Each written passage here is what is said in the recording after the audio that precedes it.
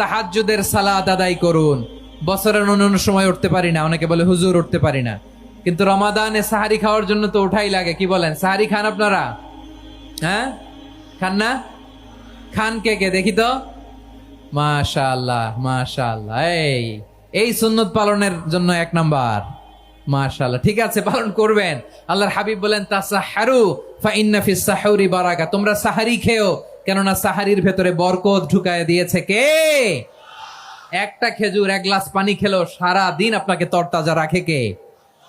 তো সাহারির জন্য যেহেতু উঠতেই হয়, সাহারি খাওয়ার আগে বা পরে 2 রাকাত 4 রাকাত তাহাজ্জুদ পড়া যাবে না? রব্বুল আলামিন বলেন ওয়ামিনাল লাইলি ফাতাহাজ্জাদ বিহি নাফিলাতান লাকা আসা আইয়াবআসাকা রাব্বুকা মাকামাম মাহমুদা।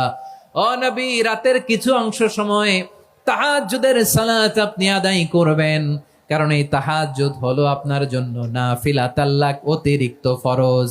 আপনাকে মাকামে মাহমুদে অধিষ্ঠিত করবে কে? এজন্য যারা সম্মানিত হতে চান, সম্মানের আসনে যেতে চান, তাদের জন্য তাহাজ্জুদ অবধারিত। আমরা রমজানে সাহারির আগে তাহাজ্জুদ পড়তে চাই কি চাই না? এই নামাজটারে আল্লাহ বড্ড ভালোবাসেন, কেন জানেন?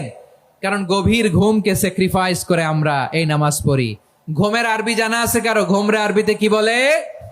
অনেকগুলো আরবি আছে। একটা আরবি হচ্ছে নুআস, তন্দ্রা তন্দ্রা, আমানাতান নুআসা কোরআনে এসেছে। আরেকটা আছে ঝিমুনি, ঝিমুনি, এইভাবে ঝিমুনি আসে ঘুমের আগে, এটারে বলে সিনা। এটারে কি বলে? সিনা।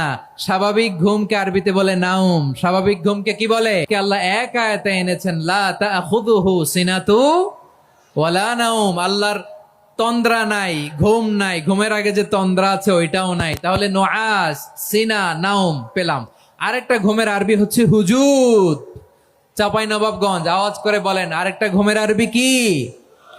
হুজুদ। এটা মাঝরাতের ঘুম, শেষ রাতের ঘুম, যেই ঘুমটা বড্ড মজা লাগে।